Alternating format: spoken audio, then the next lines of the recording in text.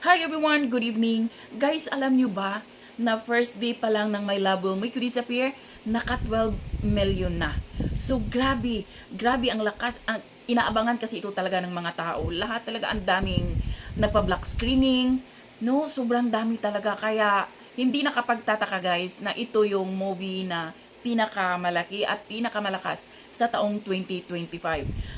Blockbuster ito for sure.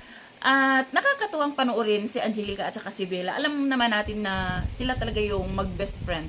At andyan sila, nag-support sa premiere night. At yun nga, may sinabi sila, panoorin natin guys. Si Kim, parang si Kim lang talaga yung gusto ko congratulate talaga panalo siya sa mga ginawa niya kay Pao. Grabe! Kim and her most daring her role. Yes! Nabilang niyo ba kung ilan yung kissing scene? 84. 84 million. Pero in all seriousness, how was the film? I loved it. Feel good movie. Sobra. Mula umpisa hanggang natapos, talagang bumingiti ka lang. Of course, may mga moments na makikinig ka, but most of the time talagang mapapasigaw ka, tatawa ka ng malakas, kasi laugh out loud film siya. Nakaka-proud bilang mga kaibigan dahil kita-kita mong kinrabaho talaga ni Kim yung pelikula. Sa kay Kim, sobrang napahanga sila. At alam naman nating lahat kung gaano kagaling si Kim, kung gaano kagaling si Paulo. At itong movie na to is talagang lahat kinikilig.